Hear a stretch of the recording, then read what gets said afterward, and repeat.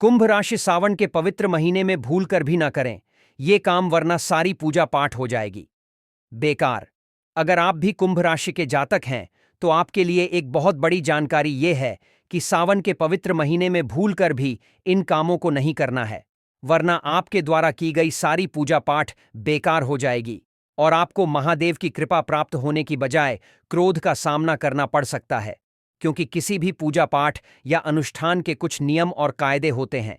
ऐसे में आप यदि सावन के पवित्र महीने में नियमों का पालन नहीं करते हैं तो आपके द्वारा भूल कर कोई ऐसी गलती हो जाती है जिसे करना वर्जित है, तो यकीन मानिए आपके द्वारा की गई सारी भक्ति और पूजा पाठ बेकार हो जाएगी। आपको जीवन में बड़ी परेशानियों का सामना करना पड़ सकता लगता है। घर परिवार में दुख दरिद्रता भी आ सकती है। सावन का महीना शिव भक्तों के लिए प्यार और सौगात लेकर आता है। आप भी अगर इनमें से कुछ बातों का ख्याल रखकर इस महीने में व्रत और पूजा पाठ करते हैं तो यकीन मानिए आपके जीवन में भी शिव जी की कृपा हमेशा बरसती रहेंगी। इस समय आपको कौन से कार्य करने से बचना होगा, तो इस बारे में फुल इन्फॉर्मेशन के लिए वीडियो को अंत तक जरूर देखिएगा। शिव भक्त बड़े जोरों शोरों से सावन के महीने का बेसब्री से इंतजार करते हैं। इस समय भगवान शिव धरती पर आकर अपने भक्तों के घर में आकर वास करते हैं और उनकी सच्ची भक्ति से प्रसन्न होकर उन्हें सुख और धन धान्य प्रदान करते हैं।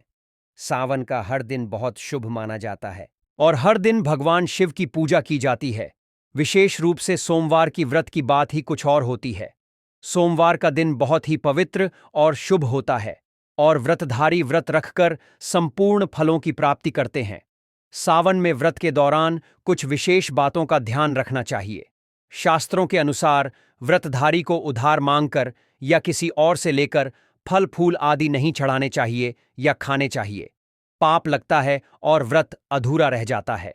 नाशपाती और लंबे समय से रखे हुए आटे का सेवन भी व्रत में वर्जित माना जाता है। शिवलिंग के पास जूते चप्पल नहीं ले जाने चाहिए और मासिक धर्म के दौरान महिलाओं को पूजा पाठ से दूर रहना चाहिए। सावन के महीने में साफ सफाई का विशेष ध्यान रखना चाहिए, तभी आपको पुण्य फल की प्राप्ति मिलेंगे। जल चढ़ाते समय शिवलिंग पर जलधारा हमेशा एक धार में गिरनी चाहिए, यानी जल अर्पित करते समय ध्यान रखें कि जल की धार बीच में से टूटनी नहीं चाहिए। तुलसी और शिवलिंग के बीच में दूरी होनी चाहिए। सावन के महीने में कोई भी तामसिक भोजन का सेवन ना करें, सात्विक भोजन का ही प्रयोग करें। संभव हो तो आप प्याज लहसुन का भी त्याग कर दें तो आपके लिए ज्यादा उत्तम फल देगा। इसके अलावा आपको ध्यान देना होगा कि सावन के पवित्र महीने में यदि कुछ विशेष संकेत मिले, जैसे बैल का दरवाजे पे आना, सपने में शिवलिंग दिखाई देना, नीलकंठ का घर पे आना, काले सांप का दिखना और डमरू की आवाज सुनाई देना, तो ये भगवान शिव की कृपा के संकेत हैं।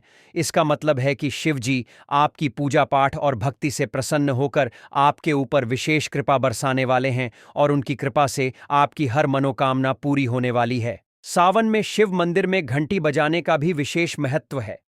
सावन के महीने में भगवान शिव को प्रसन्न करने के लिए पक्षियों को दाना डालना और चींटियों को बेसन के लड्डू खिलाना अत्यंत लाभकारी होता है।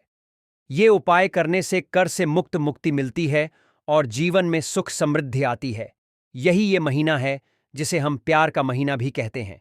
पक्षियों की चहचहाहट मधुर संगीत में बदल जाती है। वर्षा ऋतु का आगमन होता है और प्रकृति जलमग्न हो जाती है। इस बार सावन का महीना 11 जुलाई 2025 से शुरू होकर 9 अगस्त 2025 को समाप्त होगा। इस दौरान कुल मिलाकर 4 सोमवार होंगे। आप भी अगर शिव जी के सच्चे भक्त हैं तो सावन के पवित्र महीने में भगवान शिव के पूजा अर्चना के साथ इन सावधानियों को और उपायों को अपनाकर आप उनकी कृपा प्राप्त कर सकते। हर हर महादेव और ओम नमः शिवाय मंत्र का जाप 108 बार करें और भगवान शिव से सुख समृद्धि की कामना करें।